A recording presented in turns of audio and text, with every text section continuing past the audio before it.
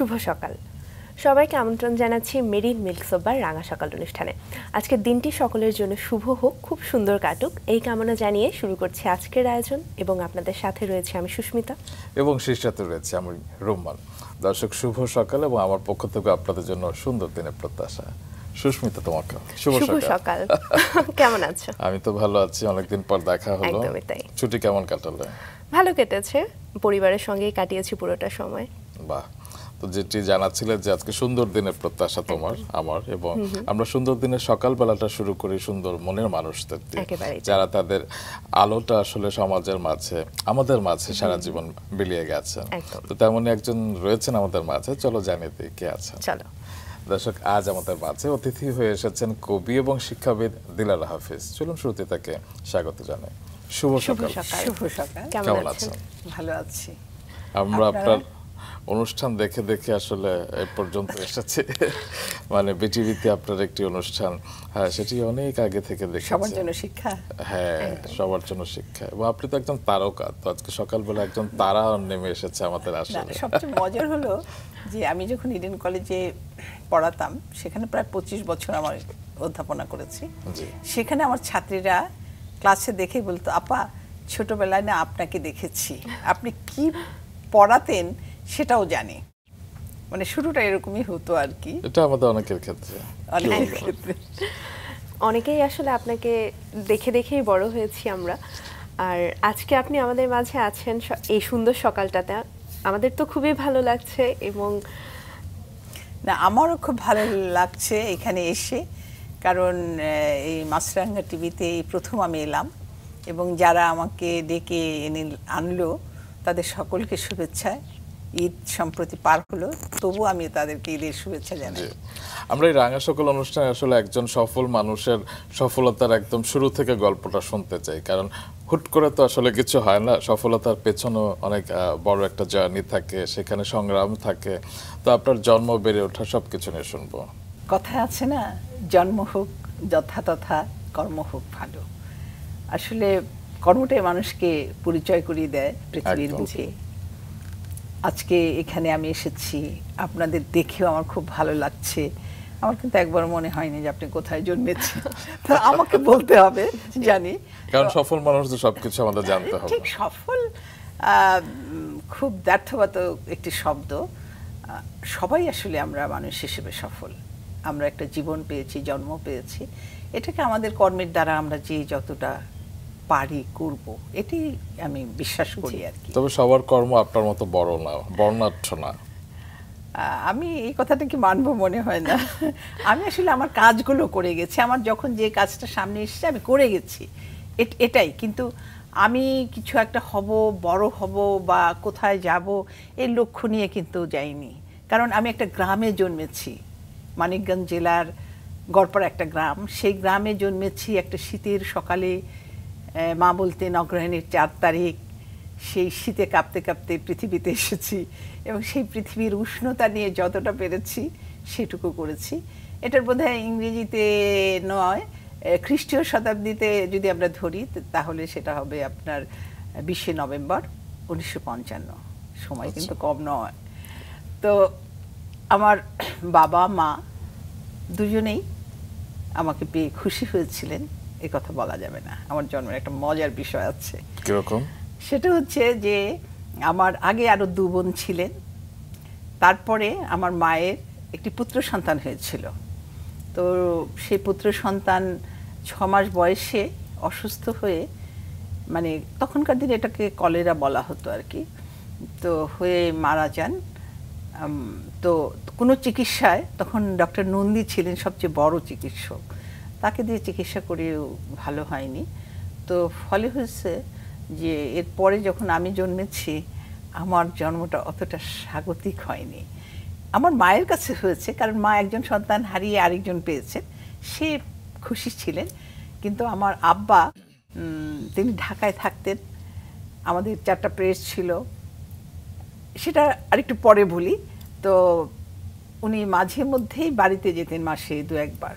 তো সেই বছর আমি যখন জন্মালাম, সেই বছর তিনি বাড়িতে গিয়েছেন অভিমান করে 2 মাস পরে আমাকে দেখতে।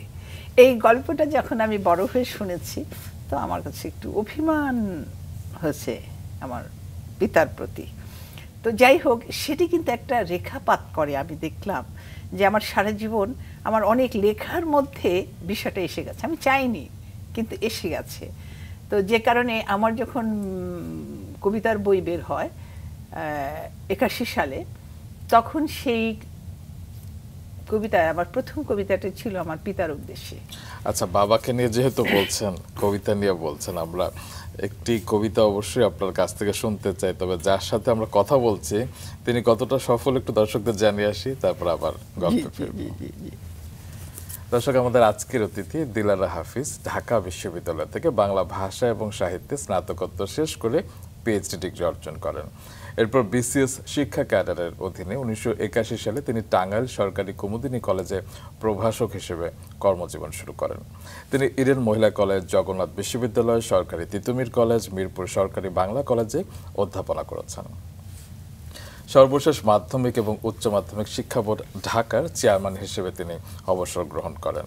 মার্কিন কবি ক্যারোলাইন রাইট এবং ভারতীয় বহু ভাষাবিদ পণ্ডিত শ্যাম সিং শশী নারী অধিকার সম্পর্কিত তার অনেক কবিতার অনুবাদ করেছেন। 1983 সালে তিনি কবিতার জন্য লা ফর্তিনা সম্মাননা লাভ করেন। তিনি জাতীয় কবিতা পরিষদের কার্যনির্বাহী পরিষদের সদস্য। ইউনেস্কোর অনুদানে পরিচালিত বিটিভির বহুল প্রচারিত এবং জননন্দিত গণশিক্ষামূলক অনুষ্ঠান সবার জন্য শিক্ষার গ্রন্থনা এবং উপস্থাপনা করেছেন তিনি দীর্ঘ 22 বছর। চলুন তার কাছে আবারও ফিরে। তো বাবাকে নিয়ে সেই কবিতার প্রসঙ্গটি আসুক, তাহলে আমি একটু পড়ি, বোঝা যাবে কবিতাটি। এই বইটি অবশ্য প্রকাশিত হয়েছে এই বছরই। এই বছরে এই কবিতাটি প্রকাশিত হচ্ছে। এটা হচ্ছে একগুচ্ছ দিলারা হাফিজ। কারণ সবাই স্বনির্বাচিত বের করে, তো ওই স্বনির্বাচিত কথাটা শুনতে শুনতে এত ক্লেশ হয়ে গেছে, তো আমি একটু অন্যরকম ঘুরিয়ে বললাম একগুচ্ছ দিলারা হাফিজ। এই বছর এটি নতুন বই। এখানে ওই কবিতাটি প্রথমে স্থান পেয়েছে। পিতার উদ্দেশ্যে।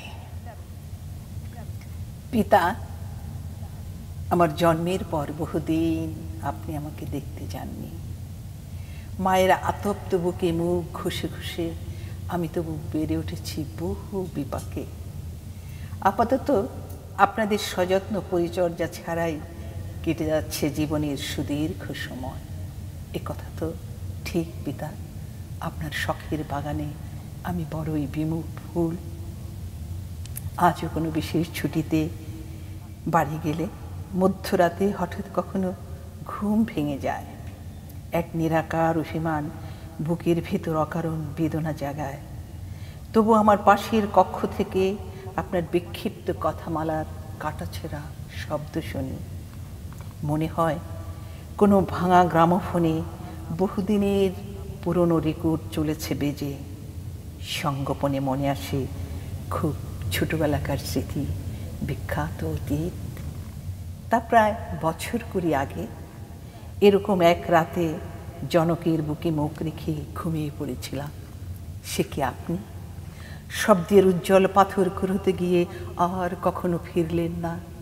হায় পিতা, তারপর কত সহস্র রজনী কেটে যাচ্ছে ধূসর বন্যায়। সেরকম সুখময় দিন আর আসলো না, রঙিন আপেলের মতো রাত্রি। তবু সে সুখের উত্তাপ পুরনো চোখে মুখে, তবু সে উত্তাপ বুকের গভীরে অনবদ্য দিঘির মতো কাঁপে। অথচ আমার চোখের সামনে আপনার কালো চুল সাদা হলো, পোশাকের উজ্জ্বলতা নিয়ে এলো গাঢ়তর অন্ধকার। সেই একই কারণে চশমার লেন্স দ্রুত ঘন হলো। আপনি দুহাতে মেখে নিলেন বয়সের প্রগাঢ় কালিমা। অথচ আপনি একদিন ছেতারে তুলতেন মেয়ের, বন্ধুদের সঙ্গে মধুর আড্ডায় সুন্দর সময় কাটাতেন। অবসর পেলে বিকেলে মায়ের হাত ধরে বেড়াতে যেতেন পার্কে। শিল্পীর স্বভাব জেনেও আপনি তবু দুঃখ পান। একটি পাখির পালক ছড়ার শব্দ শুনে আঁতকে ওঠেন। রোগশয্যায় শুয়ে শুয়ে ভাবেন আমরা অখ্যাত সন্তানেরা আপনার মনের মতো হলাম নাকি হায় পিতা, মৃত্যু ভাড়াতেও কোনো বিজনতা আপনার পছন্দ কিনা আমরা জানি না, আপনার কোনো বিশ্বাস এখনো বেঁচে আছে কিনা আমরা জানি না, তবু বলি আপনাদের সম্মিলিত ইচ্ছার মতোই আমি হতে চাই সর্বাত্মক, কারো হাতের অনির্বাণ স্বর্ণদ্বীপ। এই জন্য কাটার মতো জড়িয়ে ধরা সময়কে টেনে হিসড়ে পিছনে ফেলে চলে আসি দ্রুত, তবু তো পারি না নিজেকে সম্পূর্ণ ছাড়িয়ে নিতে। রোজ মধ্যরাতে আপনি কি এরই জন্যে জেগে থাকেন পিতা, এরই জন্যে জেগে থাকেন পিতা। আসলে এটি আমি যতবারই পড়তে যাই কিরকম একটা অনুভূতি আমার কাজ করে। আপনার এই অনুভূতি আমাদেরকেও স্পর্শ করেছে, কি বলবো। একদমই তাই, আমরা তো মুগ্ধ হয়ে শুনছিলাম। এবং পিতার প্রসঙ্গে যখন আপনি পড়ছিলেন সেখানে এসেছে যে আপনার পিতা সেতার বাজাতেন। হ্যাঁ, সেই কথা একটু জানতে চাই যে সঙ্গীতের চর্চা আপনার পরিবারে ছিল, সেই চর্চা আপনার মধ্যেও শৈশবে ছিল কিনা? সেটা ছিল, অন্যভাবে ছিল। যেরকম একটু পিতার কথা বলে নেই যে আমার পিতা প্রেস ব্যবসায়ী ছিলেন, আমার দাদার তালুকদারি ছিল, বাবা জমিদারি কিনেছিলেন একটা সময়। কলকাতা বৈঠকখানা রোডে তার 4টা প্রেস ছিল। 47 সালে দেশ বিভাগের পরে এইসব প্রেসের মেশিনারি সব নিয়ে তিনি ঢাকার বাদামতলী সদরঘাট যেটা, সেখানে এসে সেই প্রেস পুনর্স্থাপন করেন। তো ইতিমধ্যে জমিদারি তো চলে যায় সবার, তো তারপরে অনেক যে উদ্বৃত্ত জমিগুলো ছিল ওগুলো তো চাষাবাদ করতে হতো, যে কারণে মা ছিলেন বাড়িতেই। আমার আরও 3 চাচা মিলে 4 জনের একান্নবর্তী পরিবার ছিলেন। আর বর্ষাকালে আব্বা করতেন কি, ওই পানসি নৌকা ভাড়া করে বুড়িগঙ্গায় মাকে এনে রাখতেন।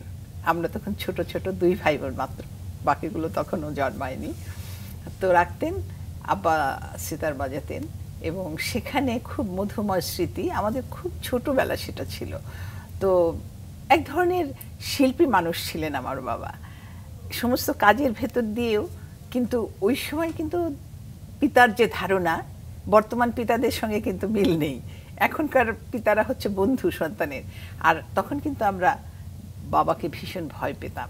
তো কখনো যদি আমি রাগ করতাম কোনো কারণে, রাগ করলে খেতাম না, না খেয়েছি, আমার মা আমাকে অনুরোধ করছে তারপরে খাচ্ছি না, তখন যদি আব্বাকে বলতেন আপনার মেয়ে তো খাচ্ছে না, একটু ডাকেন, তখন দেখা যেত আব্বা জোরে আরেকটা ধমক দিতেন, যাও খাচ্ছ না কেন। কেটে তখন অস্থির যে আমার মা এটা কি করছে, নিজে নিচ্ছে না আমাকে ডেকে, আর বাবাকে দিয়ে আরেকটা ধমক খাওয়ালো। এরকম করে বেশ কিছু অভিমান হতো, কিন্তু সেটা খুব কম। আমার মা কখনো মারেননি আমাদের, এটা আমার মনে আছে। এবং তিনি পড়াতেন।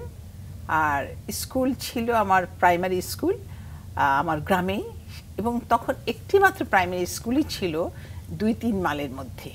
আর আমাদের ইয়েটা ছিল একটা হাই স্কুল ছিল, সেটা গড়পাড়া গ্রামের একেবারে শেষ মাথায়। আমাদের বাড়ি থেকে তখন হেঁটে যেতে হতো 2.5 মাইল মতন, মানে 2.5 কিলোমিটারের মতো।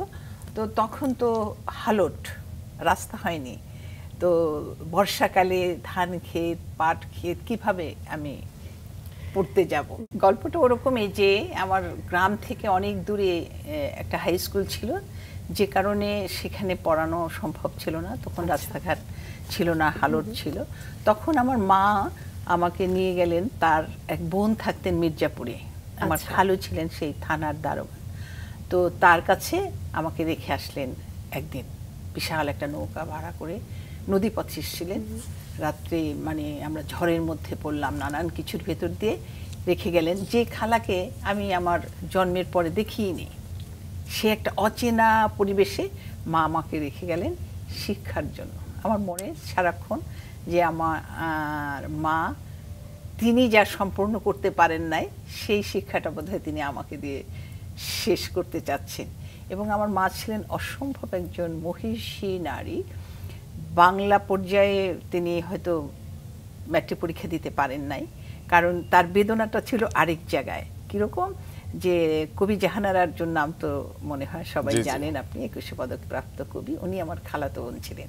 তো মার ছিল আবার সমবয়সী ভাগ্নি, তো তারা মানিকগঞ্জ শহরে বাস করতো, পড়াশোনা করে বেরিয়ে যেতে পেরেছে। তো মার ওই বেদনা বোধটা ছিল যে আমি সেই সহযোগিতাটা পাইনি, গ্রামে ছিলাম, সেই কারণে আমার পাঠটা হয়নি। মা একটি উপন্যাসও লিখেছিলেন, আমার আব্বাকে ছাপি মানে প্রেস আছে জেনে আমার আব্বাকে দিয়েছিলেন ছাপতে, আব্বা পাণ্ডুলিপি হারিয়ে ফেলেছিলেন, সেটা নিয়ে তার একটা মনোকষ্ট ছিল। তো সেই কারণে মনে হয় যে তিনি চেয়েছিলেন যে কোনো উপায়ে হোক তার মেয়ে যেন এই পড়াশোনা থেকে, জ্ঞান থেকে বঞ্চিত না হয়। এই জন্যে তিনি এমনিতে তিনি কি চেয়েছিলেন যে আপনি বড় হয়ে কি হন, কিংবা আপনি কি চেয়েছিলেন? বা আমি কি চেয়েছি সেটা ছোটবেলায় এটা মনে পড়ে না। কারণ হলো যে সেই পরিবেশ, যে ক্লাস 5ম শ্রেণী পর্যন্ত আমি গ্রামে থেকেছি, একটা সবুজ গ্রাম। তো সেই গ্রামে আমি গাছে উঠতাম খুব। তো গাছে উঠে মনে হয় যে আমি আকাশ ছুঁতে যেতাম, এই একটা বোধ আমার ভেতরে কাজ করতো। যে মা খুব না করতেন যে না তুমি গাছে উঠবে না, কিন্তু আমি কথা শুনতাম না। গাছের মগডালে উঠলে আকাশটাকে অনেক কাছের মনে হতো।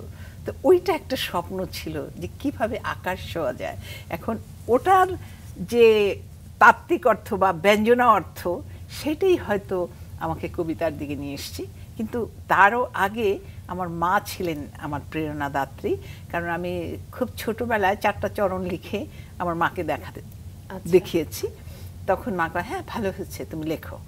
এই অনুপ্রেরণাটার থেকে আমি তখন একদম অন্তমিল দিয়ে ছড়ার মতন করে একেবারে কবিতার খাতা ভরে ফেললাম লিখে লিখে। কিন্তু ওই পর্যন্তই। তারপরে কলেজ লেভেলে এসে আমি সেটা কলেজ ম্যাগাজিনে প্রথম প্রকাশ করি। কোন কলেজে ভর্তি হলেন? আমি দেবেন্দ্র কলেজে ভর্তি হলাম, মানিকগঞ্জ দেবেন্দ্র কলেজে ভর্তি হলাম। আর তখনই তো মুক্তিযুদ্ধের ডামাডোলটা শুরু হয়ে গেল। তো ওই সময়টা আমরা আবার ফিরে আসলাম বাড়িতে ফিরে এসে আমার ভাইয়েরা মুক্তিযুদ্ধে চলে গেল। আমাদের বাড়িটায় হলো ওই মুক্তিযোদ্ধারা এসে মাঝে মাঝে রাতে খাবার খেত, আবার সকালের আগেই চলে যেত। আর যখন আমি যেহেতু কলেজ লেভেলে ভর্তি হওয়া, আমার বয়সটা এরকম, এর মধ্যে আমার এক সহকর্মী বা সহপাঠী চানমিয়া ছিল, আমাদের দুঃসম্পর্কের আত্মীয়, ও চলে গেল মুক্তিযুদ্ধে। আর ওরা এসে কি করতো, দিনের বেলা আমাদের সাথে ক্যারাম খেলতো, এটা করতো, কিন্তু রাতের বেলা ওরা অপারেশনে চলে যেত এরকম।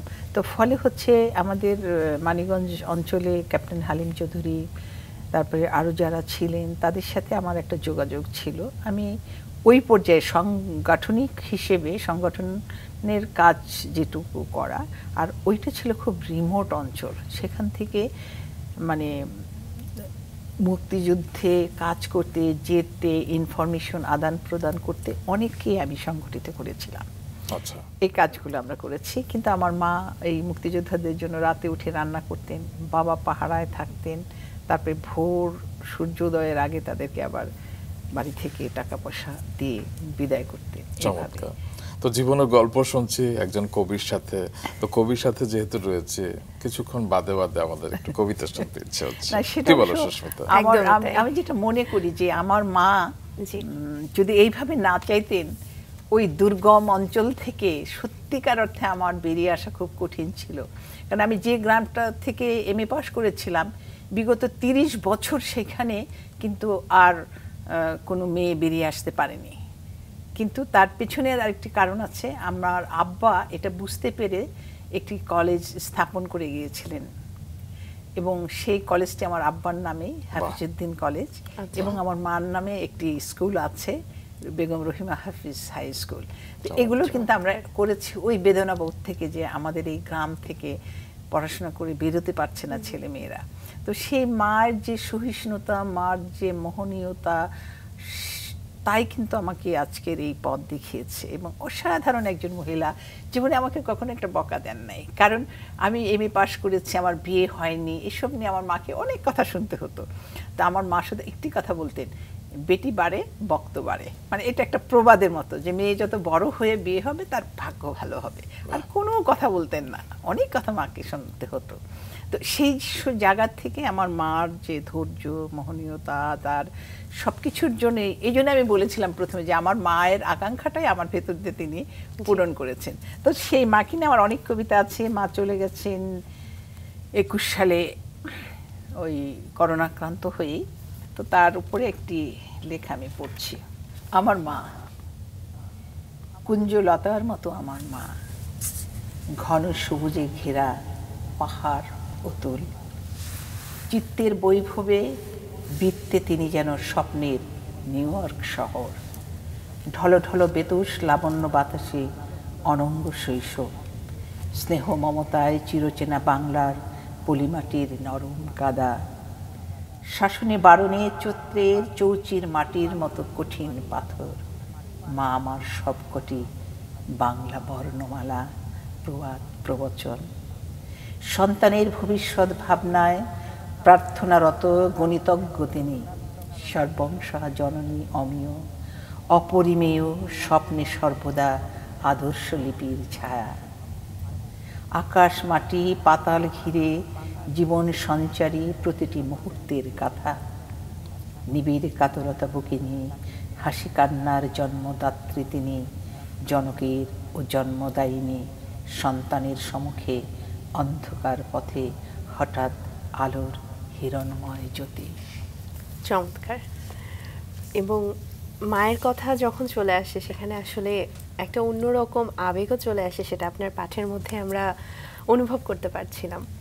এবারে একটু আপনার বিশ্ববিদ্যালয় জীবনের গল্পে আমরা চলে যেতে চাই। সেই মানিকগঞ্জ থেকে ঢাকা বিশ্ববিদ্যালয়, এই যাত্রাটা কেমন ছিল? এই যাত্রাটাও ছিল কিছুটা বন্ধুর তো বটেই বলতে হবে।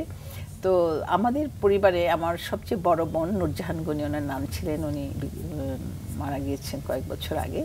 তার স্বামী ওসমান গনি, উনি খুব স্বপ্ন বিলাসী মানুষ ছিলেন, ইংরেজি সাহিত্যে তখন এমএ পাস করা মানুষ। জীবনের অনেক জায়গায় তিনি নিজেকে প্রমাণ করতে চেষ্টা করেছেন, সফল সব জায়গায় হননি, কিন্তু পথপ্রদর্শক হিসেবে অসাধারণ একজন মানুষ। তা আমি কোন বিষয়ে পড়ব, কি করব, এই বিষয়গুলো কিন্তু তিনি অনেকটা ঠিক করে দিয়েছেন। তিনি বলতেন যে তুই বাংলায় পড়বি। ঢাকা বিশ্ববিদ্যালয়ে অদ্ভুতভাবে শুধু আমি বাংলাতেই পরীক্ষা দিয়েছিলাম, আর অন্য কোনো বিষয়ের জন্য চেষ্টাই করিনি। তারপরে আমি বাংলাতে হয়ে গেলাম 1972-73 সেশনে, কিন্তু আমরা যুদ্ধের পরবর্তী সেশনটাই আমাদের ছিল। তো তখন আমি বাংলাতে ভর্তি হলাম। ডক্টর নীলিমা ইব্রাহিম তখন বিভাগীয় প্রধান এবং বাংলা একাডেমির দায়িত্বে, মহাপরিচালকের দায়িত্বে তিনি। তাকে দেখলে আমরা ভয় পেতাম। তো তখন তার ভাইবা বোর্ডে যখন আমি গিয়েছি, তো বলছে তোমার নাম কি? তো আমি তখন, এটা রেয়াজ ছিল মিস বলা, মিস দিলারা হাফিজ। তখন মিস কি, মিস কি, আমি তো আরো নার্ভাস হয়ে গেছি। আমি চুপ করে বসে আছি। তারপর আর দু একটা কি প্রশ্ন করলে উত্তর দিলাম, দেখলাম যে না, বোর্ডে আমার নামটা উঠে গেছে, আমি ভর্তি হয়েছি। তারপর থেকে নীলিমা ইব্রাহিম, সঞ্জিদা খাতুন, কয়েকদিন আগে যিনি প্রয়াত হলেন, তিনি রবীন্দ্র কাব্য পড়াতেন। ডক্টর মনিরুজ্জামান, তিনিও নেয়, তিনি আমাদের ছন্দ পড়াতেন। ডক্টর আহমদ শরীফ স্যার, তারপরে রফিকুল ইসলাম স্যার, এদেরকে আমরা পেয়েছি শিক্ষক হিসেবে। সৈয়দ আকরাম হোসেন, অসাধারণ সব শিক্ষকদের কাছে আমরা পাঠ নিয়েছি। এবং সদ্য স্বাধীনতা উত্তর দেশ, তখন সব কিছু বাতাসে মৃদঙ্গ বাজে, মানে সব কিছুতে আমাদের একটা নতুন ধারণা। আর আমি তো একটু মফস্বল থেকে এসেছি, আমার কাছে ঢাকা শহর মানে একটা অজানাকে আবিষ্কার করার মতো। আর আমাদের ওই হল জীবনের আগে হল পেতে তো একটু কষ্ট হয়, সঙ্গে সঙ্গে পাওয়া যায় না। তো তখন আমার মামা ছিলেন, তিনি এডিপিআই ছিলেন এই ইয়েতে, অধিদপ্তরে, শিক্ষা অধিদপ্তরে। তার জয়কালী মন্দিরে বাসা ছিল। তো আমি মামার বাসায় এসে উঠলাম, ওখান থেকে ওই 5-6 মাস ক্লাস করলাম। তারপরে যখন হলে সিট হলো শামসুন্নাহার হলে, এবং সেই হলে সিট হওয়ার আগে একটা ঘটনা হলো। তো সিট প্রতিদিন সবাই বলে যে তোমার স্যান্ডেলের তলা খসে গেলে তখন সিট হবে। তো ক্লাস শেষ করে একবার করে খোঁজ নেই, এক হাউস টিচার ছিলেন, তাকে বলেছি আমি কি যে আপা আমার ইয়েটা কি, সিটটা কি এইবার হবে? বলছে না, এত বিরক্ত করো না। তো এর মধ্যে আমি শুনেছি যে রোকেয়া হলে যদি আমি আবেদনটা দিতাম আমার অনেক আগে সিট হতো। তো ওই ধারণা থেকে আমি বলেছি তাহলে আপা আমার আবেদনটা কি একটু দিয়ে দেবেন। কি বলে মেয়ে, কি বলে, মানে তিনি রেগে গেছেন এবং মেহেরুন্নেসা ছিলেন প্রভোস্ট, তাকে গিয়ে রিপোর্ট করেছেন। আমি তো ভয়ে বাঁচতেছি না এবং আমার আব্বাকে জানিয়েছেন, তাকে কল করেছে। আমি কিন্তু শান্ত প্রকৃতির মেয়ে, গাছে উঠেছি বটে, কিন্তু অন্যদিক থেকে খুব একটা দুষ্ট মেয়ে ছিলাম না, খুব বাধ্যগত মেয়ে, বাবা মার কথা শুনি সব কিছুই করি। তো আমার বাবাকে নিয়ে এসছে এটার ইন্টারভিউ করছে যে আপনার মেয়ে এখনই বেয়াদবি করছে, এই মেয়েকে তো আমরা ভবিষ্যতে সিট দিলে কি করবে আমরা জানি না। আর মেহেরুন্নেসা খুব সুন্দরী ছিলেন, তো সুশ্রী মহিলা ছিলেন। তা আমার আব্বার একা, আমি বাইরে দাঁড়িয়েছে কখন আব্বা বেরোবে। তো আব্বা বেরিয়ে আসলেন, গম্ভীর মুখ। তো সন্তানের নামে বিচার তো আর কারো ভালো লাগে না। আমি ভয়ে ভয়ে আব্বার সঙ্গে হেঁটে বেরিয়ে আসছি। আমি ক্লাসে চলে যাবো, আব্বা তার প্রেসে চলে যাবেন। আব্বা কিছু বলছে না, আমি কিছু ভয়ে বলছি না। তখন বলে কি যে শোনো মেয়ে, তুমি একটু ভালো ব্যবহার করবা মানুষের সাথে, ভালো ব্যবহার না করলে এইসব জায়গায় জায়গা পাওয়া যায় না। আর বললেন কি যে দেখো, মানে রূপসী একজন নারীর সামনে থেকে আমার বাবা বেরিয়ে আসছেন, আর তার আগে তার বলার ভঙ্গিটা ছিল এরকম, দেখো চেহারা তো এরকম, তারপরে ব্যবহারটা যদি ঠিক না করো তাহলে চলবে কি করে। আমি ভয়ে ভীত, মা আব্বার কোনো উত্তর দেই নাই, কিন্তু ভাবছি যে আমার আব্বাই তো আমাকে জন্ম দিয়েছে, তা আমি এইরকম হয়েছি সেটা কি আমার দোষ, উনি কেন এটা আমাকে বললেন। ভিতরে কেঁদে বেঁধে মানে একশেষ আমি না, বাবা তো চলে গেলেন তখনকার মতো, কিন্তু আমার ভেতরে একটা রেখাপাত করলো যে বাবা এইভাবে সন্তানকে বলতে পারে নাকি তার চেহারা নিয়ে কেমন। কিন্তু আমার অদ্ভুতভাবে হলো কি, ছোটবেলায় যখন আমি এই সদরঘাটের বিভিন্ন জায়গায় দোকানে আব্বা নিয়ে যেতেন, তো তখন বড় আয়নায় নিজেকে দেখে আমার ভীষণ কুৎসিত মনে হতো নিজেকে, আর আবার তাকাতে চান আমার চেহারাটা কেন এরকম হলো, খুব মন খারাপ হতো আমার। তারপরে বাবার এই ঘটনা, এরপরে তো আরও মন খারাপ। এর মধ্যে তো আমি অধ্যাপনায় ঢুকে গেছি, হঠাৎ আমাকে এটা 91 সালের দিকে হবে, হঠাৎ একটা ফোন আসলো প্রযোজক আলী ইমামের কাছ থেকে, বিটিভি থেকে, যে এরকম একটা অ্যাডাল্ট এডুকেশনের উপরে একটা প্রোগ্রাম হবে, আমাকে উপস্থাপনা করতে বলা হচ্ছে। তো গেলাম, যাওয়ার পরে জাস্ট আমাকে একটা চেতনা নামক বই ধরিয়ে দিল, আর কিছু ছাত্র, বানানোর ছাত্র, বয়স্ক শিক্ষার নিয়ে আমরা সাভারে বোধহয় কোনো একটা জায়গায় বসালো। তো আমি শুধু চিন্তা করলাম যে এই টার্গেট গ্রুপকে আমি কিভাবে পড়াবো, আমি তো কলেজের মতো পড়ালে হবে না। তখন আমাকে একটা মোড়া দিল, আমি একটা মোড়ায় বসলাম, ওরা পার্টিতে বসলো, একটা বোর্ড ছিল শুধু, তা আমি বোর্ড দিয়ে লিখলাম কিছু বর্ণ। আর আমাদের ছোটবেলাটায় যত বাড়িতে রাখাল চাকর ছিল, আমি বলেছিলাম অনেক জমে ছিল, ওদের নামগুলো আমার মনে ছিল, এই পবনা ভাই, শাকের আলী ভাই, এইসব করে ওদের সম্বোধন করে করে পড়াতে শুরু করে দিলাম। তখন এরা বললো যে না ঠিক আছে, তারা কিন্তু আমাকে কোনো দিক নির্দেশনা দেয় না, কিছুই না, মানে আমি একজন শিক্ষক, আমাকে দাঁড় করিয়ে দিয়েছে, পড়াতে হবে। তো আমি ওইভাবে শুরু করলাম। তো শুরু করার পরে দেখলাম যে না, ওরা এটা পছন্দ করছে, এবং আস্তে আস্তে ওই বিষয়টা নিয়ে আমি এতটাই গবেষণা করি, এতটাই মানে মনোযোগী হলাম, তো ওই প্রোগ্রামটা এত জনপ্রিয় হয়েছিল যে ওটা তো 22 বছর চলেছে, আমি নিজেই একটা সময় বন্ধ করে দিয়েছি। আচ্ছা, এটি নিয়ে আমার প্রশ্ন আছে যে আপনি বলছিলেন যে অধ্যাপনা করছিলেন, তো কর্মজীবনে আপনি প্রথম কবে প্রবেশ করেছিলেন? কর্মজীবনে আমি প্রবেশ করেছি 1981 সালে। কোথায়? সেটা প্রথমে যোগদান করি টাঙ্গাইল কুমুদিনী কলেজে, 28শে অক্টোবর 81 সাল, এটা মনে আছে। তো ওখান থেকে আমি মাস 2 মধ্যেই ইডেন কলেজে চলে আসি। ইডেন কলেজে আমি প্রায় 25 বছর টানা, কারণ 21 বছর আমাদের কোনো প্রমোশনই হয়নি। আচ্ছা, এই যে প্রমোশনটা আমার লেকচারার থেকে সহকারী অধ্যাপক হিসেবে 5 বছরে পাওয়ার কথা, সেই একই পদে আমি ছিলাম 21 বছর। তো এইরকম আমাদের যে বঞ্চনা ছিল, সেই সব বঞ্চনার কারণে পরবর্তী সময় 2008-এ আমি বিশেষ সাধারণ শিক্ষা পরিষদের সহসভাপতি নির্বাচিত হয়েছিলাম এবং তখন আমরা শিক্ষকদের জন্য অনেক কাজ করেছি, কারণ আমরা যেভাবে ডিপ্রাইভ হচ্ছি সমাজের অনেকে কিন্তু জানেই না যে আমি একই পদে চাকরি করছি এতকাল। তো ওই লিঙ্কটা আমি ফিরে আসি একটু। তো আমার এই প্রোগ্রামটা বিটিভি থেকে আপনার খবর পেয়েছিল কিভাবে যে আপনাকে দিয়ে উপস্থাপনা করাতে হবে? আচ্ছা, এইটার একটা ব্যাপার ছিল। ওই যে খেলাঘর ছিল আমাদের যে গ্রামের একটা হাই স্কুল দূরে, ওই হাই স্কুলে আমাদের আমজাদ ভাই ছিলেন, আফজাল ভাই, উনি খেলাঘরের একজন ছিলেন, একনিষ্ঠ ভক্ত। তো ওই খেলাঘরের অনুষ্ঠান উপলক্ষে আমাদেরকে বলেছে, আমি তো পাশের গ্রামের, আমি তখন গ্রামে আলিমাম অতিথি হয়ে গেছেন, আরও অনেকেই গিয়েছেন, তো সেইখানে আমাকে বক্তৃতা দেওয়া কথা বলা হয়েছে। তো সেখানে আমি এই গ্রামের মেয়ে, এখান থেকে উঠে গেছি, আমার অবস্থান থেকে আমি কথা বলছিলাম। তো এই বক্তব্য শুনে আলী ইমাম ভেবেছিলেন যে এই ধরনের একটা অনুষ্ঠান গ্রামীণ জনপদের মানুষ, বয়স্ক মানুষ, এদেরকে শিখাতে পারবে দিলারা হাফিজ। এটা কেন তাদের মনে হয়েছে যে আমার একটা গ্রামীণ পটভূমি আছে আমার ব্যাকগ্রাউন্ডে, আবার শহর, দুটাকে একসঙ্গে করে যে এডুকেশনটা হওয়া উচিত সেটা বোধহয় দিলারা হাফিজের পক্ষে সম্ভব। এটা ওনারা ভেবেছিলেন, এটা আমি পরে জেনেছি যে আমাকেই কেন তারা নক করলেন, আমি তো জানি না। প্রথম কোন ম্যাগাজিনে আপনার কবিতা বেরিয়েছিল? প্রথম কবিতা ৮০ সালের দিকে বেরোয়, সেটা সচিত্র সন্ধানী বলে তখনকার দিনে খুব নামকরা একটা সাপ্তাহিক ছিল, ওখানে বেলাল চৌধুরী ছিলেন সম্পাদক। তো ওনার কাছে আমি একটা কবিতা দিয়ে আসছি, চিনি না আমি অত, প্রথমেই দিয়ে আসছি। তো দেখলাম যে পরের সপ্তাহে আমার কবিতাটি প্রকাশ পেয়েছে, তো একটু আত্মবিশ্বাস বেড়ে গেল।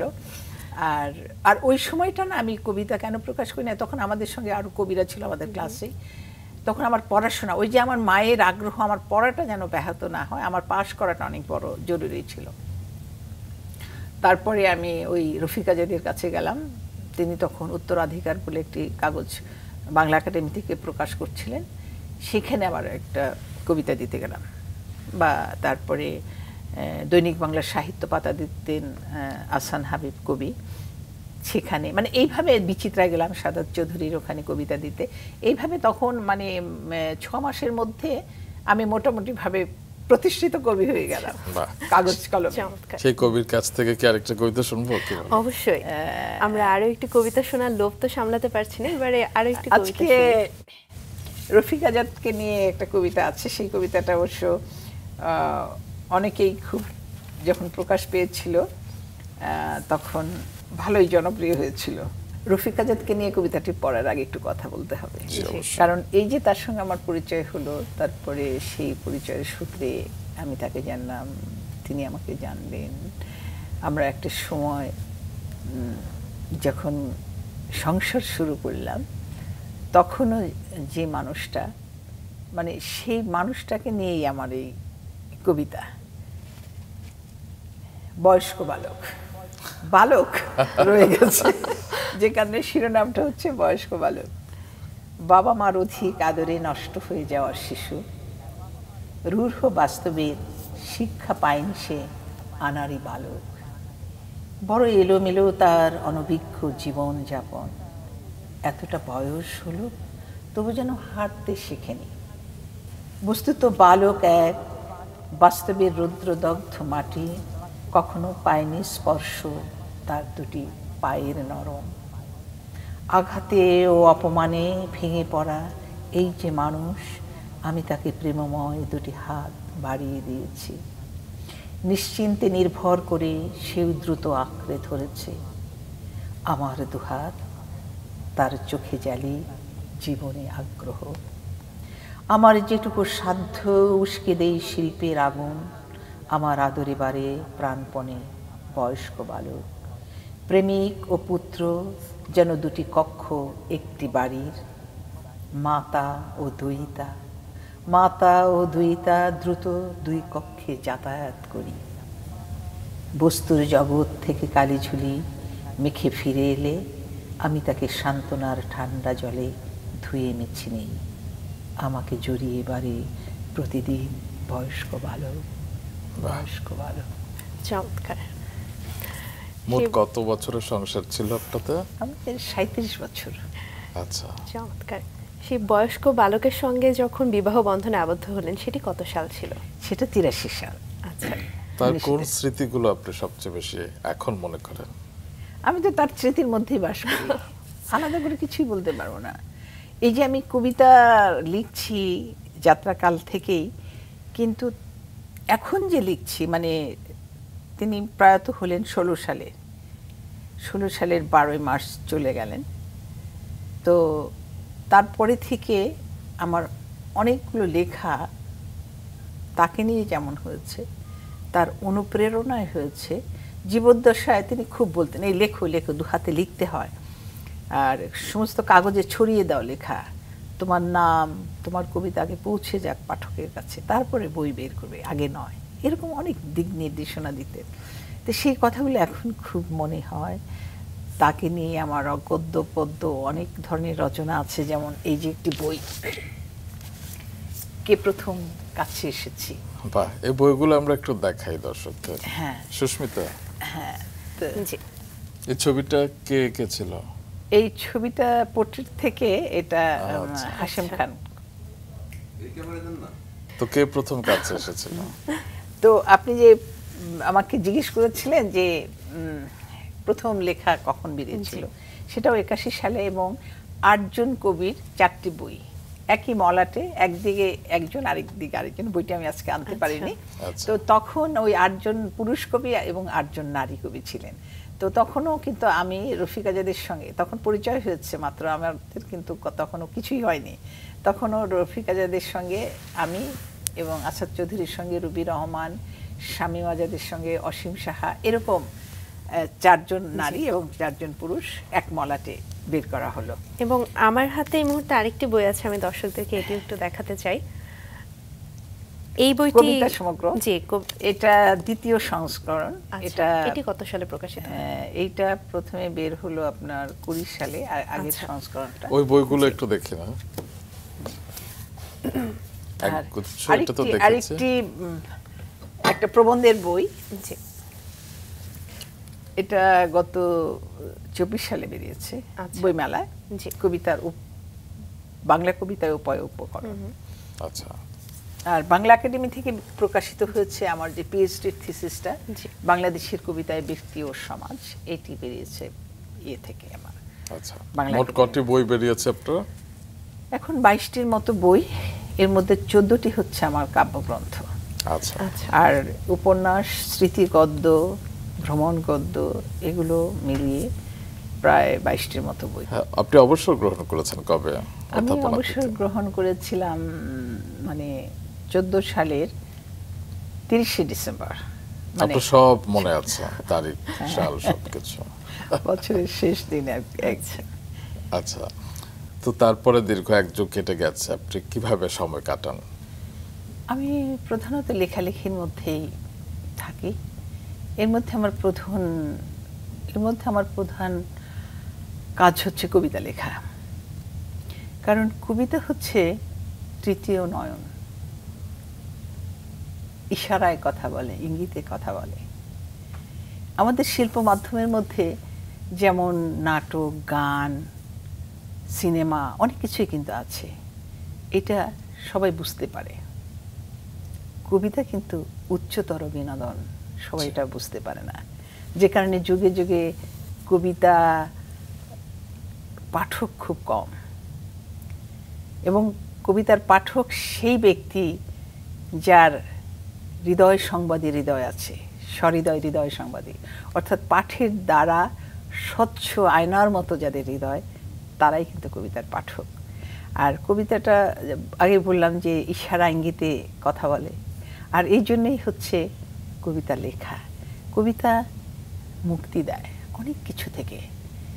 আমার সংসারের অন্তর্নিহিত অন্তর্জালের ক্ষুদ্রতা, বৈশ্বিক অসঙ্গতি, এই যে যুদ্ধ বিগ্রহ, পৃথিবীটা যে ভারাক্রান্ত, তারপরে এই যে কর্পোরেট বাণিজ্যের যে জগৎ, অর্থবৃদ্ধির প্রতিযোগিতা, সমস্ত কিছু থেকে কবিতা মুক্তি দেয়। কবিতা একটা অন্তর্লীন, অনির্বচনীয় জায়গায় আনন্দ রাজ্যে নিয়ে আসে আমাকে। ওই সব ময়ূর সিংহাসন ফেলে দিয়ে। তো আমি কবিতা লিখবো না তো কি করব, আমার তো আর বাঁচার কোনো উপায় নাই। অনেক কবিতা আপনি লিখে যাচ্ছেন এবং আপনার কবিতা অনুবাদিতও হয়েছে মার্কিন একজন কবির দ্বারা এবং ভারতীয় কবির দ্বারা, সেই প্রসঙ্গে একটু শুনি। মার্কিন কবি ক্যারোলিন রাইট এসেছিলেন ও একটা প্রজেক্ট নিয়ে যে বাংলাদেশের নারী কবিরা কি লিখছে, আচ্ছা কেমন লিখছে, কিভাবে লিখছে। তখন তিনি বেশ কয়েকজন কবির অনুবাদ করলেন এবং নারী কবির। আমি ছিলাম শামীম আজাদ, তারপরে রুবি রহমান, এরকম কয়েকজনের করলেন। তো পরে সে একটি বই বের করেছিলেন, সংকলন। সেখানে আমাদের বেশ কিছু কবিতা করেছিলেন, কিন্তু তখন সেই সংকলনে আমার 3টা কবিতা প্রকাশ হচ্ছে আমেরিকা থেকে, আমাদের প্রত্যেকেরই তাই। আর শ্যামসুন্দর ছিলেন কলকাতার একজন বহু ভাষাবিদ, তিনিও আমার বেশ কিছু কবিতা অনুবাদ করেছেন। এবং সম্প্রতি করোনার সময় আমি যখন সন্তানদের কাছে টরন্টোতে, তখন আমার বেশ কিছু কবিতা ওই ফেসবুক হওয়াতে তো এখন সুবিধা হয়েছে, সবাই সবার কবিতা পাঠ করতে পারে। তা আমাদের বাংলাদেশের একজন পাঠক সিলেটে থাকেন, তিনি হামিদুর রহমান, তিনি আমার কবিতা পড়ে এতটাই ভালো লেগেছে, তিনি অনুবাদ করে পাঠিয়েছেন, অনুবাদ করে আমাকে আবার পাঠিয়েছেন। তো তখন আমি ওইটা আবার দিলাম। পরে দেশে আসার পরে উনি আমাকে প্রস্তাব রাখলেন যে আপা, আপনার কবিতা আমার খুব ভালো লাগে, আমি কিছু কবিতা অনুবাদ করতে চাই। তো উনি অনুবাদ করেছেন এবং সেই অনুদিত কবিতার বইও কিন্তু আমার একটা বেরিয়েছে গত বছর, মানে বাংলা ইংরেজি দুপাশেই আছে। সে বইটা আনতে পারিনি, সবগুলো বই সঙ্গে থাকে না অনেক সময়। আপনি বলছিলেন আপনার সন্তানদের কথা, তো তারা এখন টরন্টোতে আছে? হ্যাঁ, তারা এখন ওই টরন্টো শহরে আছে, পড়াশোনা করছে। ওরা আসলে পড়াশোনা করতে গিয়েছিল, একজন গিয়েছে 2004 সালে, এখান থেকে এই লেভেল করে ওরা চলে গিয়েছিল। ও তখন ওই শুলিক বিজনেস স্কুল, মানে পৃথিবীর টপ 10-এর একটা বিজনেস স্কুল, সেখানে ভর্তি হলো। সহসা সেখানে ভর্তি হওয়ার সুযোগ নাকি কেউ পায় না, তো আমার ছেলে হলো বলে চলে গেল ওখানে। তা আমাদের প্রত্যাশা ছিল সে ফিরবে। তো এবং ছোটজন যে অব্যয় আজাদ, সে কখনো যেতে চাইবে না, এরকম একটা ধারণা। ও না ফিরলেও আরেকজন তো থাকবে আমাদের পাশে, এরকম একটা ধারণা ছিল আমাদের দুজনেরই।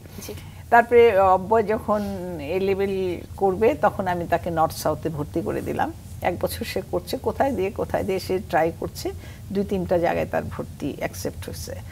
তখন সে আমাকে বলতেছে, মা আমি যেতে চাই। তা আমি কি করব তখন ভাবলাম যে একজন সন্তানকে পাঠিয়ে দিয়েছি, এখানে বাংলাদেশে এসে যদি সেভাবে কখনো দাঁড়াতে না পারে, মুখে আমাকে সে কিছুই বলবে না, কিন্তু আমি অদৃশ্যভাবে সন্তানের কাঠগড়ায় দাঁড়িয়ে থাকব যে আমি কেন তার বেলায় একই সিদ্ধান্ত নিইনি। তখন বড়জনকে বললাম যে বাবা তুমি কি ওর দায়িত্ব নিতে পারবে? তখন বললো যে হ্যাঁ মা, পাঠিয়ে দাও। তো তখন ওকে পাঠিয়ে দিলাম। তার বড় ভাই, মধ্যবিত্তের সংসারে যা হয়, বড় ছেলেরা বাকিদেরকে টেনে তোলে আর কি। তো তারা কি আপনার কবিতা পড়ে কখনো? হ্যাঁ, ওরা কবিতা, আমার বেশ কিছু কবিতা আমার বড় ছেলে অনুবাদ করেছে এবং তারাই আসলে আমাকে এখন প্রেরণা দিয়ে বাঁচায় রেখেছে এবং আমার আরো লেখার জন্য অনুপ্রেরণা দিচ্ছে অলওয়েজ। এবং আমি কি লিখছি, কখন কি লিখছি, সবকিছু তাদের নখদর্পণে। যেটি বলছিলাম, কবিতা আপনার নিঃসঙ্গতা দূর করে এবং কবিতা নিজস্ব একটা ইশারা আছে, ইঙ্গিত আছে। তো আপনি কার ইশারা পেতে সবচেয়ে বেশি ভালোবাসেন, মানে কার কবিতা আপনাকে মুগ্ধ করে? একটা সময় কিন্তু আমি কাজী নজরুল ইসলামের অনুকরণে অনেক কবিতা লিখেছি। তখন মনে হচ্ছে যে দারিদ্র কোনো ব্যাপার নয়, কারণ দারিদ্র নিয়েও কবিতা লেখা যায়। হে দারিদ্র তুমি মোরে করেছো মহান, তাই না? তুমি মোরে দাঁড়িয়েছো খ্রিস্টের সম্মান, এরকম কিছু করা যায়। তো সেই কারণে আমি এরকম করলাম কিছুদিন। তারপরে মনে হলো যে না, এটা বোধহয় চলছে না। জীবনানন্দ দাশ যখন আমি পড়লাম, তখন তো মনে হলো যে না, এ তো নিবিড় আরো নিচু স্বরের যে কবি, তার মধ্যে অনেক বিষয় আছে যেগুলো একেবারেই নতুন। তখন জীবনানন্দ দাশ দ্বারা প্রাণিত হলাম কিছুদিন। তারপর সুধীন দত্ত, যাকে পড়ি তখন তাকেই ভালো লাগে, তার মতোই লিখতে চাই। এরকম করতে করতে তো তারপরে তো নিজের একটা কণ্ঠস্বর তো তৈরি করতেই হয়, না হলে তো কবিতার জগতে টিকে থাকা যায় না। এই কবিতাটি দিলারা হাফিজ লিখেছে, এইটা না বলা পর্যন্ত, না পাঠক না বোঝা পর্যন্ত তো আমার কবিতা লেখার কোনো মানেই নাই। আমার কবিতা যদি 8-10 জন কবিতার মধ্যে হারিয়ে যায়, তখন কিন্তু এই কবিতার মানে বিচারের দিকে থাকা খুব একটু কঠিন হয় না। অনেক কবি প্রকৃতি নিয়ে লেখে, অনেকে প্রেম নিয়ে লেখে, মানব প্রেম হতে পারে। তো আপনার বিশেষত্ব কি, আপনি কোন ধরনের আচ্ছা, বিষয়? আমি প্রেম প্রকৃতি এগুলো তো থাকে একটা পর্যায়ে, কিন্তু আমি যেটা দেখেছি যে নারী বিষয়ক যে নারীর যে বঞ্চনা, নারীর যে বেদনা, তার প্রতি যে বৈষম্য করছে পৃথিবী, সমাজ, পুরুষতন্ত্র, এগুলো কিন্তু আমার একটা বিষয়বস্তু, প্রধান বিষয়বস্তু। এবং আমি যে কবিতাটি লিখেছি সর্বশেষ, স্তনের অহংকার, এই নামে আমার একটি বইও আছে। সেখানে আমি যেটা দেখাতে চেয়েছি সেটা হচ্ছে এরকম যে নারীকে সবসময় পণ্য ভাবা হয়, নারীর যে কোনো অঙ্গই পণ্য, কিন্তু নারী যে মানব সভ্যতায় এই যে সন্তান জন্মদানের ভেতর দিয়ে যে বিরাট কাজটি করে যাচ্ছে, সেইভাবে কিন্তু এই পুরুষতন্ত্র তাকে মূল্যায়ন করে না। এবং এই জায়গাটি নারী হিসেবে আমার বলা উচিত। আমার প্রথম কাব্যগ্রন্থের নাম হচ্ছে পিতা কিংবা পুত্র অথবা প্রেমিক, অর্থাৎ একটি খাঁচার মধ্যে নারীকে অলওয়েজ থাকতে হয়। আমরা আপনার কাছ থেকে আরেকটি কবিতা শুনতে চাই, শুনতে পাবো? হ্যাঁ, অবশ্যই। যেই কবিতাটি আমি নিয়ে আলাপ করলাম যে স্তনের অহংকার, ওই কবিতাটি আমি পাঠ করছি। এটাও বলে থাকি যে এই কবিতাটি লিখতে আমার 67 বছর বয়স হতে হয়েছে, তার আগে কিন্তু আমি লিখতে পারিনি। আচ্ছা। স্তনের অহংকার। প্রিয় মাতা ও ভগ্নীগণ, আহা, এই সখী জনমের কথা কিভাবে বোঝায়? আপনারা সকলেই জানেন, আপনাদের মতো আমারও অসমতল বুকে একজোড়া উদাসীন পর্বত আছে, দেখতে রোদের স্তনের মতো ঠিক।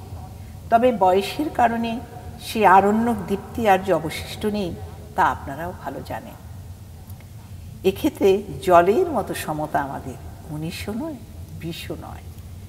তবে কখন কিভাবে সে বিধুমুখী আপনার আমার শরীরে দখল বুঝে নিয়েছে কেমন করে বলি। নতুন এক অচেনা বাঁশির সুরে আমাকে সে চঞ্চল করেছিল অঞ্চলের বিমুগ্ধ নেশায়। নারীর নহবত হঠাৎ বেজে উঠেছিল অতুলনীয় এক বীণায়। শস্যের সীমানা মারিয়ে আকাশে সে থপ করে হাত ধরেছিল। সেই থেকে উতলা আমরা প্রত্যেকে আজও বুকে হাত রেখে সেই আখ্যান কীর্তন অনায়াসে বলে দিতে পারি শীতল পাটির নকশা বুনতে বুনতে। মহুয়া মদিনা আর ইয়াসমিনের মধ্যে খুব বেশি তফাৎ নেই, সকলেই বালিকা প্রপঞ্চ। ইউরেনিয়ামের শক্ত ধাতুর মতো যখন সে ফুরে উঠেছে আমারই ত্বকের অন্ধকার ভেদ করে, উদয়ের সেই অনুরাগে স্তন যুগলের যখন পবিত্র শিশুকাল, তখনও কত বুড়ো খোকা কিংবা কৌতূহলী তরুণ বৃন্দাবন কৌশলে অপবিত্র হাতে ছুঁয়েছে তার উদ্গমন। আমার চেয়েও আপনারা তা কম কিছু জানেন না। আত্মীয় নামের বিশ্বস্ত ধর্ষক যারা অনায়াসে পরিবারের মধ্যে আলো বাতাসের মতো খেলে যায় দুরন্ত, তাদের কপট অভিনয়গুণে চাপা পড়ে যেত সেসব জীবন সংশয়ী অপরাধ। তবু ভয়ে ভীতিতে মাটির মূর্তি যেন গোপন থাবার সেই নাম সাহস করিনি মায়ের কাছে বলতে। কেবলই মনে হতো একথা জানালে বারন্ত সবুজ তৃণের মতো আমাকেই দুষবে সকলে, সভ্যতার আলো নিভিয়ে দিলে আমাকেই ভাববে অসভ্য। নিম আর তুতের মতো তাই নিজেরাই নিজের বিষ শোষণ করে চেপে গেছি সবার অলক্ষ্যে, তাই নয় কি? এসব আবর্জনার মতো উত্তেজনা শেষে সত্যি যখন আপনারা পৌঁছে গেছেন বাসর ঘরের চারণতলে, তখন দেখলেন দুগ্ধপানরত এক প্রবল পুরুষ কিভাবে আপনাকে জাগিয়ে তুলছে স্তনের বোটায় ঠোঁট রেখে, যেন মাতৃস্তন্যপানে বিভোর বালক। তার বীর্যজ্ঞান নিয়ে একদিন আপনি গর্ভবতী হলেন। আত্মনিবেদনে নিজের পুরুষটিকে পিতৃত্বের বন্ধনে বেঁধে আত্মিক স্বপ্নের জয় পতাকা উড়িয়ে দিলেন পরস্পরের অস্তিত্বের মূলে। নিজের ভালোবাসাকে ভালোবেসে তারই প্রতিভাস্য ভাসালে জরায়ু জলে। কম তো নয়, দীর্ঘ 9 মাস আপনার অস্থি মজ্জা রক্তের লবণ শুষে নিয়ে যূথবদ্ধ স্তন ফিতকায় হতে হতে শিশুর জন্য চমৎকার 2 খাদ্যের ভাণ্ডার হলো। আপনিও মেনে নিলেন শরীরের এই সব কীর্তিনাশা রূপান্তর। 280 দিন পরে আত্মজের মুখপানে চেয়ে স্তন্যদানের সেই প্রহলিকা মুহূর্ত যেন লজ্জা, ভয়, আনন্দের শিহরণ জিয়ে বিপুল বৈভবে ডেকে উঠেছিল, মা মা। তৃষ্ণার ভিন্ন এক মাতৃরসায়নে অভিষিক্ত আপনার দৃষ্টি, অনবদ্য এক পরিচয়ে অলৌকিক সুখের বন্যা বয়ে গেল আপনার শরীর মন জুড়ে। আপনি এবার মা, সৃষ্টিকর্তার নিকট প্রতিবেশী। উল্লসিত হলো নারী জন্মের পুষ্পার্ঘ। স্তনের বোটা চেপে ধরে শিশুর মুখে তুলে দিলেন শাল দুধ, যে দুধে আপনার শিশু বুদ্ধিগুণে মানবিক হবে, এই সভ্যতাকে এগিয়ে নিয়ে যাবে দূর থেকে বহু দূর। আহা, এবার আপনি মাতা ও দুইতা। আহা, এবার আপনি মাতা ও দুইতা, 2 কক্ষে সমান যাতায়াতে 10 ভুজা, আর হৃদয়ে দ্রৌপদী কৃষ্ণা। সন্তানের পিতাও যে প্রাণনাথ, অপর সন্তান। অলৌকিক এই আনন্দ লাভে রহম বিধাতা যাকে দেয়, নিঃসন্দেহে অসমতল বুকে তার বেদনা অপার, বেদনা অপার, বেদনা অপার। চমৎকার। এই কবিতার পরে আসলে কোনো কথাই চলে না। হ্যাঁ, না, এই কবিতাটি ইউটিউবে আছে, মানে 10 লক্ষ ভিউ হয়েছিল। বাহ বাহ। আমরা আপনার সেই কবিতাটি অবশ্যই শুনবো এবং আপনার কবিতার বইয়ের সাথেই থাকবো। আজকে সকালটিকে সুন্দর করে তোলবার জন্য আপনাকে অনেক অনেক ধন্যবাদ। আপনাদেরকে অনেক ধন্যবাদ, এবং বিশেষভাবে মাছরাঙা টিভির পক্ষে এবং তার এই অনুষ্ঠান যারা দেখছে তাদের সকলকে আমার ভালোবাসা এবং অভিনন্দন জানাই।